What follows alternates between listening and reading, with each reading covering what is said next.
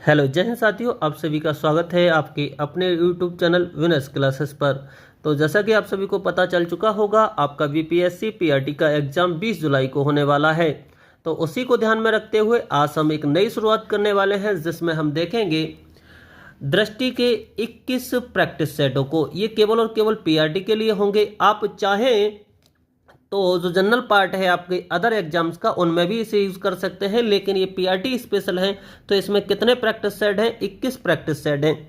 अब आज से आप हिसाब लगाएंगे तो आपके पास 20 या 21 दिन ही लगभग बचे हुए हैं, लेकिन तो हम ऐसी कंडीशन में 21 प्रैक्टिस सेटों को तो कंप्लीट नहीं कर सकते, लेकिन प्रयास करेंगे 15 प्रैक्टिस सेटों को कंप्लीट कर लिया जाए।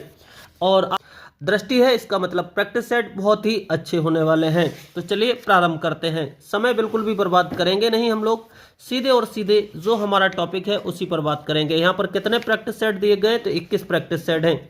आज का पहला प्रैक्टिस सेट स्टार्ट कर लेते हैं। तो ये रहा हमारा आज का पहला प्रैक्टिस। तो प्रैक्टिस सेट नंबर 1 का प्रश्न नंबर 1 देखेंगे। तो यहाँ से शुरुआत कर लेते हैं। तो प्रश्न नंबर पहला है, थोड़ा प्रश्न अच्छा है, हो सकता है आपने टॉपिक तो पढ़ा हो लेकिन प्रश्न को ना पढ़ा हो। यहाँ पर दिया है, भारत सरकार द्वारा 1919 में आईएलओ के वॉशिंगटन सम्मेलन में मजदूरों के प्रतिनिधि के रूप में निम्नलिखित में से किसे भेजा गया था? तो सबसे पहले आप अपने मन में प्रत्येक प्रैक्टिस सेट में आप यही करेंगे। जैसे ही मैं प्रश्न पढ़ूंगा आप उसका आंसर अपने मन में सोच लेंगे। अगर आपको पता है इसका मतलब तैयारी आपकी अच्छी है उस टॉपिक की, नहीं पता है तो उस टॉपिक को एक बार फिर से पढ़ लेंगे और आप अपने प्रश्नों को काउंट भी करते चलेंगे कितने का आपने आंसर सही से दिया। तो इसका जो पहले प्रश्न का राइट आंसर होगा वो होगा ऑप्शन नंबर ए, बोले तो नारायण मल्हार जोशी। आज मैं कोई भी आपको एनालिसिस नहीं करूंगा, ना ही इसकी व्याख्या दूंगा, लेकिन आप कहेंगे कमेंट बॉक्स में बताएंगे तो आगे से हम थोड़ी थोड़ी इनकी व्याख्या भी करते चलेंगे। तो पहले प्रश्न का राइट आंसर हो जाएगा नारायण मल्हार जोशी। प्रश्न नंबर 2 पर चलते हैं। प्रश्न नंबर 2 क्या दिया है? दिया है, सिक्किम का भारत में विलय किसने किया था? तो सिक्किम का जो भारत में विलय किया, आपने हो सकता है अपने मन में सोच लिया होगा। तो इसका जो राइट आंसर होगा वो होगा ऑप्शन नंबर सी, बोले तो लॉर्ड डलहौजी। अगला प्रश्न चलते हैं प्रश्न नंबर 3 पर। प्रश्न नंबर 3 क्या कहता है देखिएगा। प्रश्न नंबर 3 में कहा है, निम्नलिखित नेताओं में से किसने द्वितीय गोलमेज सम्मेलन में भाग नहीं लिया था? तो यहाँ पर सबसे पहले आप कमेंट बॉक्स में ये आंसर देंगे। आपको एक प्रश्न बताना है कि कौन सा ऐसा नेता था जिसने तीनों गोलमेज सम्मेलन में भाग लिया था। अब इस प्रश्न की बात करें कि किसने भाग नहीं लिया, कौन से गोलमेज सम्मेलन में, दूसरे में, तो सबसे पहला प्रश्न यहाँ से इंपॉर्टेंट ये भी है कि महात्मा गांधी जिन्होंने एकमात्र गोलमेज सम्मेलन में भाग लिया, वो कौन सा गोलमेज सम्मेलन था? दूसरा गोलमेज सम्मेलन था। लेकिन प्रश्न ये कहता है किसने भाग नहीं लिया दूसरे में, तो इसका राइट आंसर हो जाएगा option number D, Rajendra Prasad ने यहाँ पर भाग नहीं लिया था। बढ़ेंगे प्रश्न नंबर 4 पर। प्रश्न नंबर 4 आपका हिस्ट्री से बोले तो बहुत ही अच्छा प्रश्न है, आईएनएम का बहुत अच्छा प्रश्न है, ये आपको पता होना ही चाहिए। क्या कहता है? अच्छा, यहाँ पर कुछ प्रश्न ऐसे हैं जो एडवांस लेवल हैं, मैं बताता चलूंगा। अगर ये आपसे प्रश्न नहीं बनते तो आपको डिमोटिवेट होने की जरूरत नहीं है, लेकिन जो नॉर्मल प्रश्न होंगे जो परीक्षा में आ सकते हैं उन प्रश्नों को आप बनाने का प्रयास ही करेंगे। जैसे ये प्रश्न आपको पता ही होना चाहिए। दिया है, निम्नलिखित में से किसने 1755 ईस्वी में डिंडीगुल मैसूर में, जो डिंडीगुल है कहाँ पड़ता है? मैसूर में, एक आधुनिक शस्त्रागार की स्थापना की थी? तो सबसे पहले तो आप यहाँ पर ऑप्शन समझ सकते हैं, मैसूर जैसे ही आया उससे भी अनुमान लग सकता है, ठीक है ना। मैसूर का शासक कौन है, कब रहा था, कैसे रहा था, यहाँ से भी आंसर लग सकता है। लेकिन बाकी भी है मैसूर से ही संबंधित। तो आपसे पूछी है डिंडीगुल जो शस्त्रागार था उसकी स्थापना किसने की? तो राइट आंसर हो जाएगा आपका हैदर अली। क्या? Option number B, Haidar Ali. बढ़ेंगे नेक्स्ट प्रश्न। प्रश्न नंबर कौन सा है आपका? प्रश्न नंबर दिया है बोले तो आपका 6। अब 6 नंबर प्रश्न थोड़ा सा मैं आपके सामने दिखा देता हूं। 6 नंबर प्रश्न आपका ये रहा। तो 6 नंबर प्रश्न में कहा है, निम्नलिखित में से कौन सा सुमेलित नहीं है? पहला है भारतीय नौसेना अधिनियम 1927 में, सविनय अवज्ञा आंदोलन 1930 में, द्वितीय गोलमेज सम्मेलन 1931 में, सांप्रदायिक निर्णय 1933 में। तो इसका जो राइट आंसर हो जाएगा आपने समझ लिया होगा, एक बार अपने मन में जो राइट आंसर हो जाएगा वो कौन सा हो जाएगा, ऑप्शन नंबर डी। आप सभी जानते हैं भारतीय नौसैनिक अधिनियम जो आया 1927 में आया। सविनय अवज्ञा आंदोलन कब से प्रारंभ हुआ, 1930 में। द्वितीय गोलमेज सम्मेलन जिसमें महात्मा गांधी ने भाग लिया वो कब हुआ, 1931 में। जबकि सांप्रदायिक निर्णय 1933 में नहीं हुआ था, इसलिए इसका राइट आंसर हो जाएगा वो कौन सा है, ऑप्शन नंबर डी। बढ़ेंगे अगले प्रश्न पर, प्रश्न नंबर 7 पर। 7 नंबर में कहा है INA के अधिकारियों पर मुकदमा चलाया गया। किस केस में जो INA के अधिकारी थे उन पर मुकदमा चलाया गया था। तो INA को आपने अच्छे से पढ़ा होगा, इतना मैं उम्मीद कर सकता हूं। तो उन पर मुकदमा किस बात के लिए चला था, तो एक केस हुआ था जिसका नाम है लाल किला दिल्ली में। जो लाल किला दिल्ली के मामले में जो केस चला था वो किस पर चला था, INA के अधिकारियों पर चलाया गया था। बढ़ेंगे नेक्स्ट प्रश्न, अगले प्रश्न, प्रश्न नंबर 8 में देखिएगा क्या कहा है आपसे। प्रश्न नंबर 8 में दिया है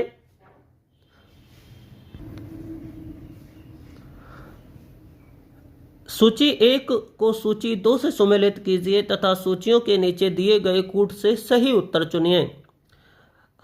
पहला है इलाहाबाद की संधि 1782, वी है मंगलौर की संधि 1784, सालवाई की संधि 1769 और मद्रास की संधि 1765। तो इसमें आपको देना है आगे इसका आंसर क्या हो जाएगा, यानी इन्हें आपको क्या करना है, मिलाना है, कौन सी संधि कब हुई थी। जब आप मिलाएंगे तो आप पाएंगे कि यहाँ पर जो इलाहाबाद की संधि है वो कब हुई थी, तो आप सभी जानते हैं 1765। किसके बाद में, बक्सर के युद्ध के बाद में 1765 में इलाहाबाद की संधि होती है। कब होती है, 9 फरवरी 1765 के लिए। आगे बात करेंगे तो मंगलौर की संधि कब होती है, तो आप सभी जानते हैं मंगलौर की संधि होती है 1784 में। तो इसका हो जाएगा 4, इसका हो जाएगा 2। सालवाई की संधि की बात करें तो ये कब होती है, तो सालवाई की संधि होती है 1782 में। मद्रास की संधि कब होती है, तो ये आपकी होती है बोले तो कब, 1769। तो इस तरह से अगर मिलाएंगे तो पहले का हो जाएगा चौथा और दूसरे का हो जाएगा दूसरा, यानी इस तरह से आप ऑप्शन देखेंगे इसके 4, तो ऑप्शन आपके सामने ये रहे। तो पहले का चौथा, दूसरे का भी तो बोले और तीसरे का पहला, तो इसका राइट आंसर हो जाएगा ऑप्शन नंबर सी। बढ़ेंगे नेक्स्ट प्रश्न पर, प्रश्न नंबर 9 पर। क्या कहा है इसमें, मुस्लिम लीग एवं भारतीय राष्ट्रीय कांग्रेस के बीच राजनीतिक गतिरोध को दूर करने के लिए CR दास फॉर्मूला किसने बनाया था। तो CR दास फॉर्मूला जैसे ही आप देखेंगे तो इस प्रश्न को गलत करने के चांस बहुत अधिक बढ़ जाते हैं। CR फॉर्मूला चित्तरंजन दास ने नहीं दिया था। CR जो फॉर्मूला है वो चित्तरंजन दास ने नहीं दिया था। तो किसने दिया था, इसका राइट आंसर हो जाएगा राजगोपालाचारी। क्या हो जाएगा, राजगोपालाचारी। अगला प्रश्न देखते हैं, प्रश्न नंबर 10। इसमें दिया है the rise and growth of economic nationalism in India के लेखक कौन है। इस पुस्तक को लिखा किसने, ये आपको बताना है। तो आप सभी जानते हैं ये बुक किसकी है, तो ये बुक है ऑप्शन नंबर डी, बोले तो बिपिन चंद्र की है। किसकी है, बिपिन चंद्र की। बढ़ते हैं प्रश्न नंबर 11 पर। प्रश्न नंबर 11 में क्या कहा है, तो दिया है निम्नलिखित में से किसने प्रथम गोलमेज सम्मेलन में भाग लिया था। आपको ये बताना है किसने प्रथम गोलमेज सम्मेलन में भाग लिया था। तो आपने देखा होगा इसका जो राइट आंसर होगा ऑप्शन नंबर कौन सा हो जाएगा, ए। कौन हो जाएगा, ए हो जाएगा, M.A. जिन्ना ने। अगला प्रश्न देखते हैं 12 नंबर। दिया है किस वर्ष कांग्रेस द्वारा स्वदेशी तथा बहिष्कार आंदोलन का अनुमोदन किया गया।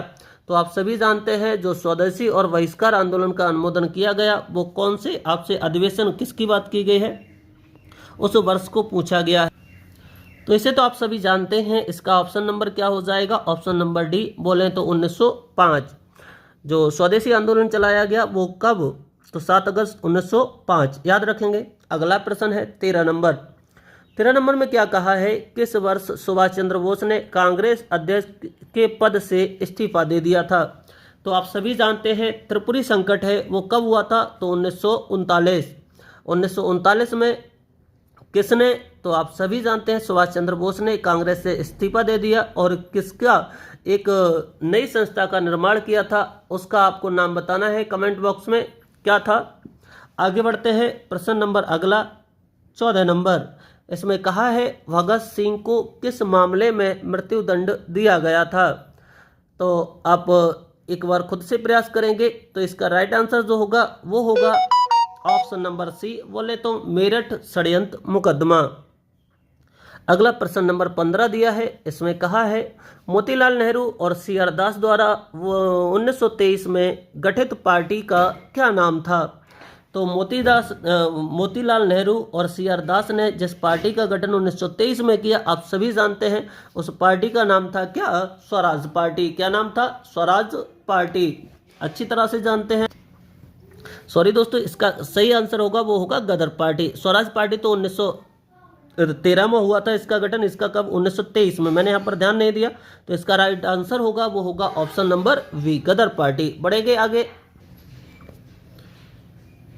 निम्नलिखित में से किस वंश के शासकों को पुराणों में श्री पर्वतीय कहा गया।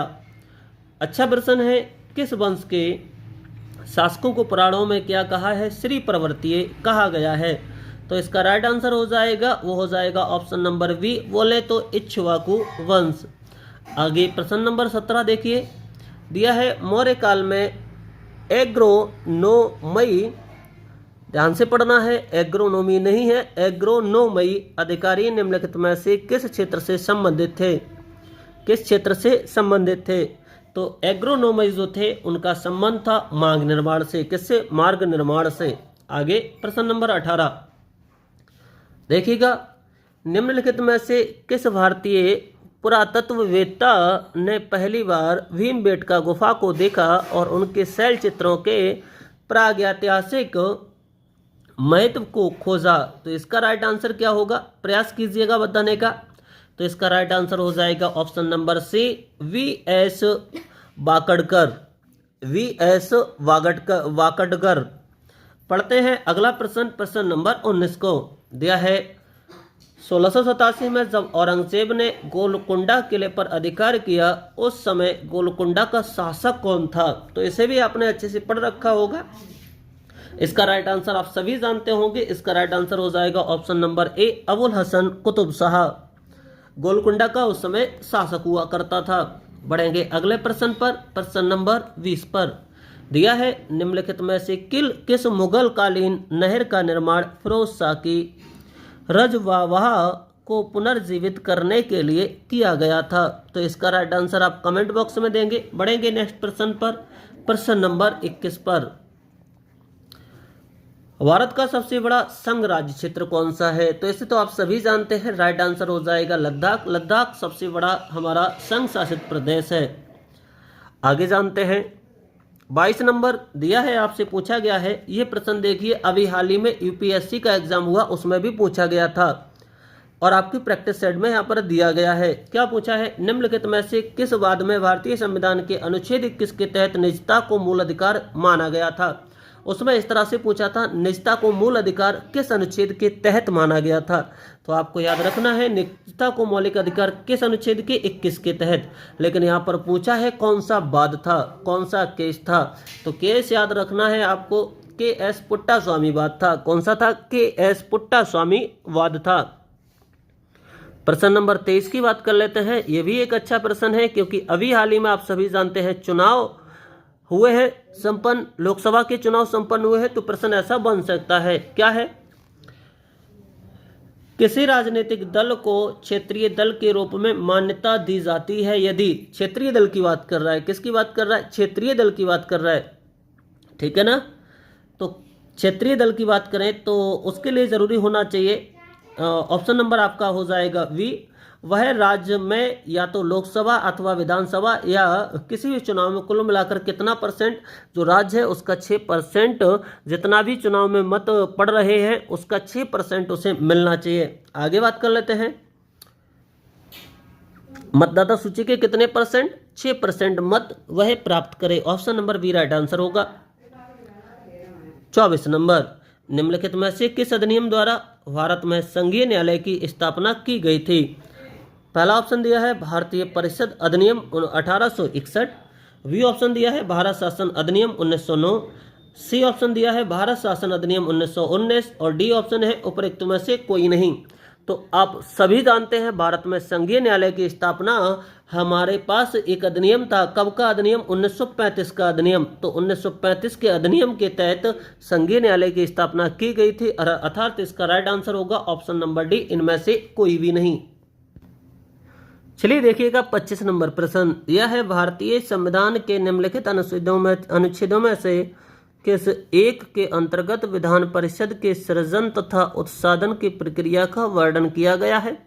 तो आपने संविधान को अच्छे से पढ़ा होगा, तो आप सभी जानते हैं जो विधान परिषद के सृजन की बात की गई है तो वो कौन से में की गई है? अनुच्छेद 169 में। बढ़ेंगे अगले प्रश्न पर 126 पर। दिया है निम्नलिखित में से कौन भारत में ग्रामीण रोजगार का सबसे बड़ा कार्यक्रम है? ग्रामीण रोजगार सबसे ज्यादा कहां से प्राप्त होता है? तो आप सभी जानते हैं इसका राइट आंसर हो जाएगा ऑप्शन नंबर ए, मनरेगा। आगे बढ़ेंगे। दिया है भारत में निम्नलिखित पंचवर्षीय योजना में से किसका मुख्य ध्येय संपोषणीय समृद्धि था? आप पंचवर्षीय योजनाओं को अच्छे से पढ़ के जाना, यहां से एक प्रश्न मिल सकता है। तो इसका राइट आंसर होगा ऑप्शन नंबर डी, बोले तो 12वीं पंचवर्षीय योजना।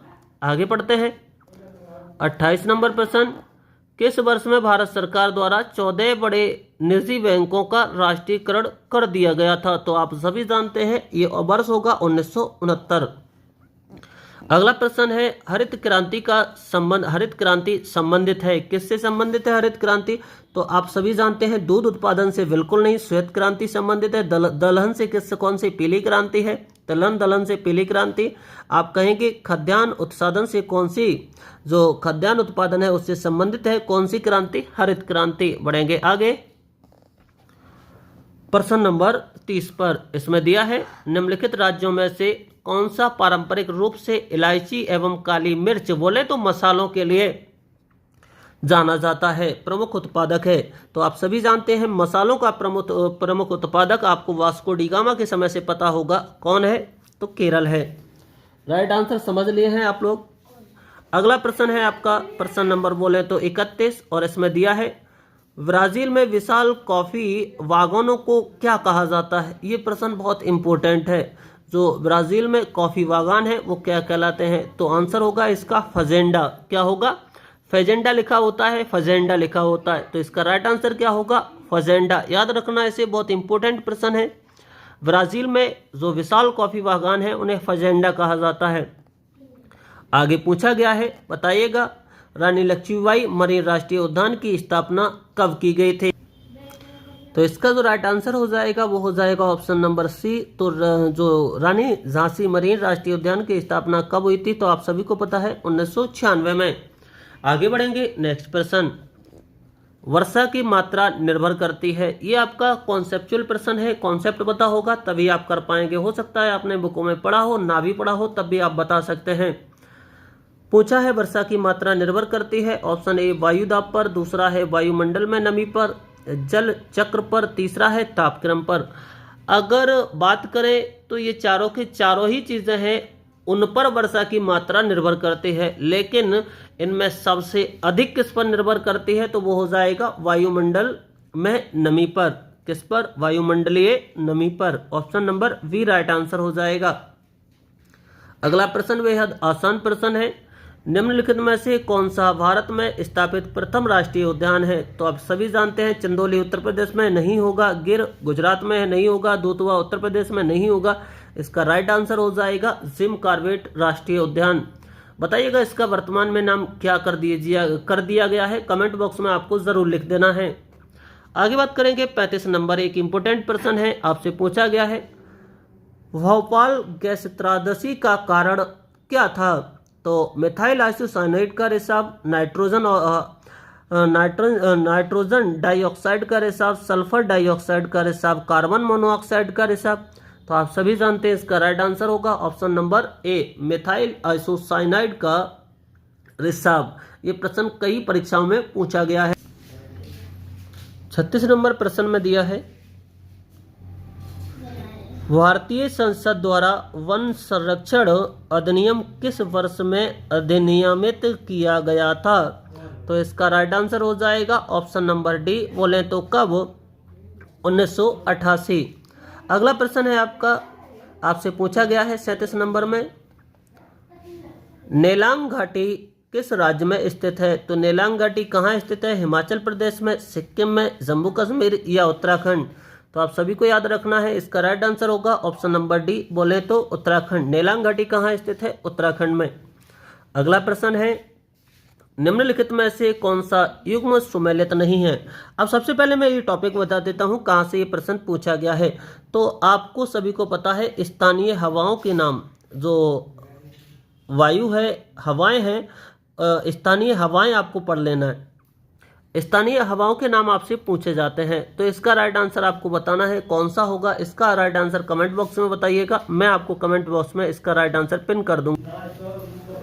प्रश्न नंबर 39 है, निम्नलिखित में से कौन सी चट्टान प्रणाली भारत में नवीनतम है?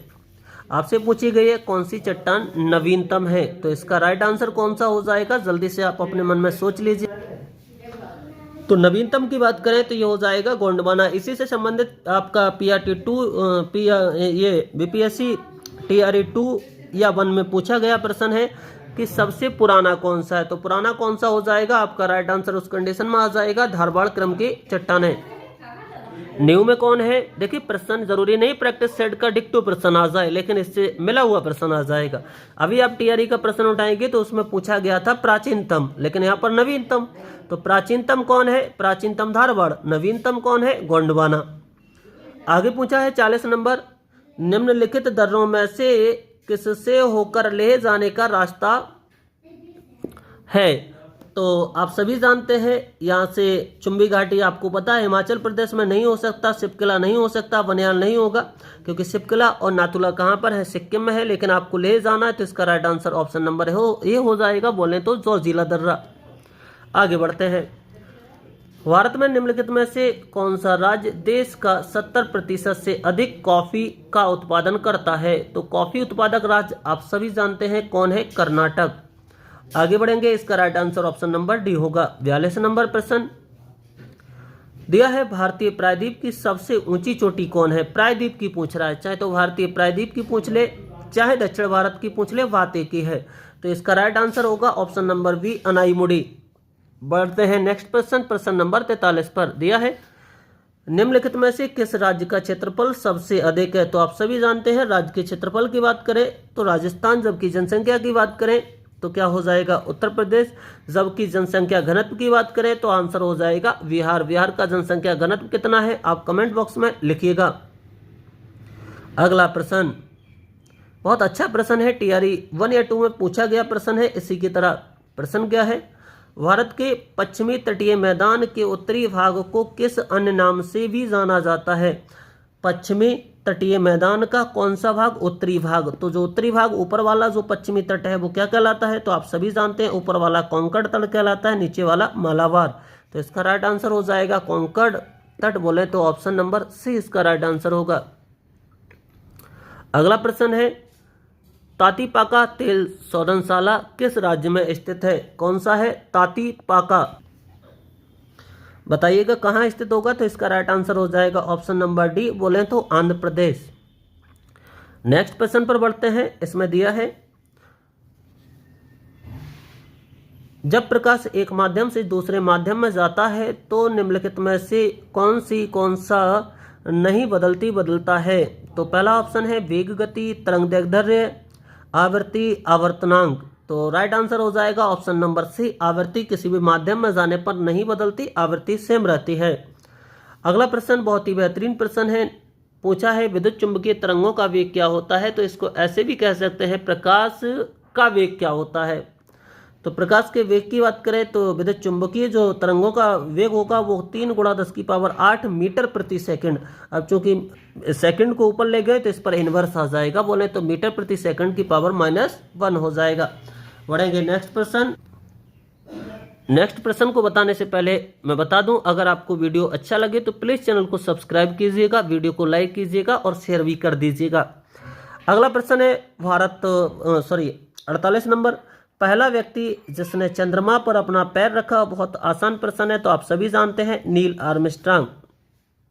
अगला प्रश्न की बात करें, प्रश्न नंबर कौन सा हो जाएगा, 49 की बात करें तो प्लूटोनियम न्यूक्लाइड जो कि दिया है Pu, जिसका दिया है ये द्रव्यमान संख्या कितनी है और परमाणु क्रमांक कितना है, परमाणु क्रमांक 94 242 है, कि नाभिक में न्यूट्रॉन की संख्या क्या होगी। तो आप सभी जानते हैं द्रव्यमान संख्या जो 242 होगा वो किसके बराबर होता है, तो ये बराबर होता है proton plus neutron, proton plus neutron. प्रोटॉनों की संख्या इलेक्ट्रॉनों के बराबर कितनी हो जाएगी, 94। तो 94 जब इसमें से घटाएंगे तो राइट आंसर आ जाएगा ऑप्शन नंबर बी, बोले तो 148। आगे बढ़ेंगे नेक्स्ट प्रश्न पर। प्रश्न नंबर 50 दिया है, निम्नलिखित में से किसमें सबसे ज्यादा श्यानता होती है। श्यानता मतलब किसी भी तल को पाकर ऊपर चढ़ने की जो गुण होता है वो श्यानता कहलाता है। तो इसका राइट आंसर होगा ऑप्शन नंबर डी, बोले तो शहद, हनी।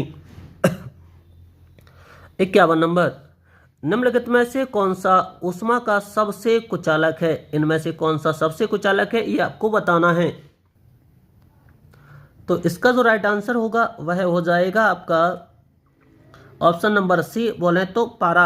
अगला प्रश्न है 52 नंबर, दिया है, आपसे पूछा गया है इसमें यूरिया में उपस्थित होने वाले तत्व कौन कौन से हैं। तो सबसे पहले आपको यूरिया का फॉर्मूला पता होना चाहिए, तभी आप बता सकते हैं इस प्रश्न का राइट आंसर। तो यूरिया जो होता है उसे हम फॉर्मूले में देखा जाए तो CO2 NH2 CO NH2 इसका फॉर्मूला होता है NH2 CO NH2, आप सभी जानते हैं। यहाँ से प्रश्न ये भी बन सकता है, प्रयोगशाला में बनने वाला प्रथम जो यौगिक है उसका नाम बताइए, तो NH2 CO NH2।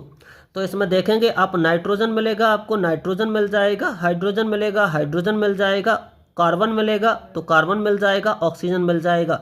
तो कितने हैं कुल मिला के आपको देखेंगे तो 4 तत्व हैं। 4 तत्व कौन से ऑप्शन में है, ऑप्शन नंबर डी इसका राइट आंसर हो जाएगा। बढ़ते हैं नेक्स्ट प्रश्न पर। प्रश्न नंबर आपका पूछा गया है 53 को आप छोड़ दीजिएगा क्योंकि इस तरह का प्रश्न आपके PRT में नहीं बनेगा। आगे बात कर लेते हैं। अगला प्रश्न इंपॉर्टेंट प्रश्न है, ये आपको आना चाहिए। इस तरह का प्रश्न अभी TRE3 जो रद्द हुआ है उसमें बन चुका है। उसमें पूछा था ऊर्ध्वपातन बोले तो सब्लिमेशन से संबंधित कोई प्रश्न था। दिया है रेत और नेफ्थलीन के मिश्रण को किसके द्वारा अलग किया जा सकता है। तो इसका राइट आंसर हो जाएगा ऊर्ध्वपातन। कभी कभी ये अंग्रेजी में लिखा मिल जाता है, इस बार PRT3 में लिखा हुआ मिला था, अंग्रेजी में समझ में आ रहा था, हिंदी का शब्द समझ नहीं आ रहा था, तो सब्लिमेशन इसका अंग्रेजी होता है। आगे बात करेंगे तो आगे आपको दिया है एक घोल का pH 3 से 6 बदलता है, इसमें H+ आयनों की सांद्रता क्या हो जाएगी। तो आप सभी जानते हैं ये जो सांद्रता होती है वो किसकी, आयनों की पावर होती है। तो जब 3 पावर बदलेगी तो 3 पावर का मतलब है 10⁻³ करेंगे तो 1000, यानी ये क्या हो जाएगी 1000 गुना कम हो जाएगी। आगे देखेंगे पेट्रोल तथा डीजल के अधूरे जलने से उत्पन्न होती है कौन सी गैस उत्पन्न होती है। ये बहुत ही इंपॉर्टेंट प्रश्न है, अच्छा इंपॉर्टेंट प्रश्न है। तो इसका राइट आंसर हो जाएगा, बताइएगा, nitrous oxide, nitrogen dioxide, carbon dioxide, carbon monoxide. Right answer होगा ऑप्शन नंबर डी, बोले तो कार्बन मोनोऑक्साइड। अगला प्रश्न है, आपसे पूछा गया है चूने का पानी किसके द्वारा दूधिया हो जाता है। तो चूने का पानी किसके द्वारा दूधिया हो जाता है, कार्बन डाइऑक्साइड CO2। अगला प्रश्न आपको दिया गया है प्रश्न नंबर 58, पूछा है ग्लूकोज को एथिल अल्कोहल में किस एंजाइम द्वारा बदल दिया जाता है। ग्लूकोज को किस एंजाइम के माध्यम से एथिल अल्कोहल में बदल दिया जाता है। तो राइट आंसर होगा ऑप्शन नंबर सी, बोले तो जाइमेज। अगला प्रश्न है पुलिस द्वारा नशे में, ये भी अच्छा प्रश्न है, पुलिस द्वारा नशे में गाड़ी चलाने वाले की सांस की जांच के लिए फिल्टर पेपर पर क्या होता है। तो इसका राइट आंसर बताएंगे, पोटेशियम डाइक्रोमेट सल्फ्यूरिक अम्ल, पोटेशियम परमैंगनेट सल्फ्यूरिक अम्ल, सिल्वर नाइट्रेट लेपित सिलिका जेल, हल्दी।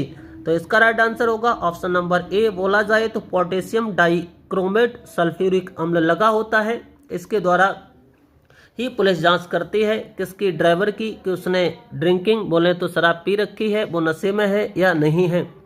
आगे बात करते हैं, दूध किसका अच्छा स्रोत नहीं है।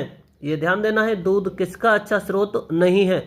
आप हो सकता है ध्यान से पढ़े नहीं और प्रोटीन लगा के आगे बढ़ जाएं, प्रोटीन का सबसे अच्छा स्रोत होता है, लेकिन ज़रूरी नहीं कि आपसे हाँ ही पूछा हो, आपसे यहाँ पर नहीं पूछा है, तो इस पर ध्यान देना है। तो प्रोटीन दूध है किसका अच्छा स्रोत नहीं है? कैल्शियम का, प्रोटीन का, विटामिन सी, कार्बोहाइड्रेट। तो राइट आंसर हो जाएगा इसका विटामिन सी। विटामिन सी के जो अच्छे स्रोत होते हैं वो कौन होता है? आप सभी जानते हैं, खट्टे पदार्थ होते हैं। अगला है प्रश्न नंबर 61, आपसे पूछा गया है, बहुत बच्चों वाला प्रश्न है। इंद्रधनुष में कितने रंग होते हैं? आप सभी जानते हैं 7 रंग होते हैं। तो राइट आंसर बी हो जाएगा ऑप्शन नंबर। अगले की बात करें तो 62 में दिया है, निम्नलिखित में से कौन घोंसला बनाने वाला पक्षी है? तो आप सभी जानते हैं इनमें से घोंसला गौरैया बनाती है, तोता भी घोंसला नहीं बनाता, मोर भी, बत्तख भी नहीं बनाते। अगला प्रश्न है 63 नंबर, छठ पर्व कब मनाया जाता है? तो इसका राइट आंसर समझने से पहले आपको फिर से मैं बता दूं, अगर आप चैनल पर नए हैं तो प्लीज़ चैनल को सब्सक्राइब कीजिएगा, वीडियो को लाइक कीजिएगा, दोस्तों के साथ शेयर कर दीजिएगा। तो आपसे पूछा गया है छठ पर्व कब मनाया जाता है? तो राइट आंसर होगा ऑप्शन नंबर ए में दिया है, चैत और कार्तिक मास, माघ और पूष मास, फाल्गुन और चैत मास, श्रावण और कार्तिक। तो इसका राइट आंसर होगा ऑप्शन नंबर ए। बोले तो चैत और कार्तिक मास में क्या मनाया जाता है? बिहार में मुख्यतः छठ पर्व मनाया जाता है। आगे बात करेंगे, सिखों के पूजन स्थल को क्या कहा जाता है? तो सिखों के पूजन स्थल आप सभी जानते हैं गुरुद्वारा कहलाता है। अगला प्रश्न इंपोर्टेंट प्रश्न है, पूछा है निम्नलिखित में से कौन एक दांत का प्रकार नहीं है? तो पहला ऑप्शन रदनक, दूसरा ऑप्शन वर्णक, तीसरा है कृंतक, चौथा है फीमर। के तीनों। अच्छा, इसका देखिए आप फीमर भी देखेंगे तो फीमर क्या होती है? जांग में एक हड्डी होती है। क्या होती है? फीमर एक जांग में हड्डी होती है। तो इसका राइट आंसर जो हम देंगे वो क्या देंगे? फीमर देंगे। क्या देंगे? फीमर देंगे। ठीक है ना, इसका राइट आंसर देंगे ऑप्शन नंबर डी। फीमर क्या होती है? जांग में पाई जाने वाली हड्डी होती है, जो कि पूरे शरीर की सबसे लंबी हड्डी होती है। आगे बात करते हैं, यहाँ पर वर्णक नहीं होना चाहिए, चवर्णक होना चाहिए। मेरे हिसाब से यहाँ पर चवर्णक होना चाहिए। ठीक है ना, आगे बढ़ जाते हैं। पूछा है निम्नलिखित में से कौन सा जिला बिहार के सबसे पूर्वी भाग में स्थित है? तो ये बिहार स्पेशल का प्रश्न आ गया। तो सबसे पूर्वी जिला कौन सा हो जाएगा? आप सभी जानते हैं कटिहार हो जाएगा। पूछा है निम्न, ये बिहार स्पेशल से ही प्रश्न पूछे गए हैं, किस देश की सीमा बिहार राज्य से जुड़ती है? तो किसकी? भूटान की, चीन की, नेपाल की, बांग्लादेश की। आप सभी जानते हैं जो नेपाल है वो कहीं ना कहीं इसके लगभग 7 जिले किससे सीमा बनाते हैं? बिहार से सीमा बनाते हैं। आपको कमेंट बॉक्स में इनका पूर्व से पश्चिम की ओर क्या लिख देना है, इनका क्रम लिख देना है, आंसर जरूर देना है। आगे बात कर लेते हैं 68 में, भौगोलिक क्षेत्रफल की दृष्टि से भारत में बिहार का क्रम है? कौन सी क्रम भौगोलिक दृष्टि से क्षेत्रफल के हिसाब से देखा जाए तो 12वां क्रम है। कौन सा है? 12वां क्रम है। अगला प्रश्न हो जाएगा, बिहार में लाल और पीली मृदा का क्षेत्र कौन सा है? कहाँ पाई जाती है लाल और पीली मृदा? तो इसका राइट आंसर आप कमेंट बॉक्स में देंगे। आज के लिए देखिए लगभग जीएस कंप्लीट हो चुकी है। आपके 6 से 7% जीएस के और बचे हैं जो कि बिहार स्पेशल से हैं। उसके बाद मैथ रीजनिंग स्टार्ट हो जाएगी। लेकिन ये मेरा पहला वीडियो हो प्रैक्टिस सेट को लेकर, तो मैं जानना चाहता हूं, आप लोगों की राय जानना चाहता हूं, इस तरह के प्रैक्टिस सेटों को क्या मैं आपको प्रोवाइड कराता रहूं। और अगर आप कहेंगे तो इनकी मैं थोड़ी थोड़ी व्याख्या देना स्टार्ट कर दूंगा, जिससे आपको और अच्छे से प्रश्न याद रहेगा, उससे जुड़ी हुई जानकारी भी याद हो जाएगी। तो कैसा लगा वीडियो कमेंट बॉक्स में ज़रूर बताइएगा। मिलेंगे नेक्स्ट वीडियो में, तब तक के लिए बाय बाय।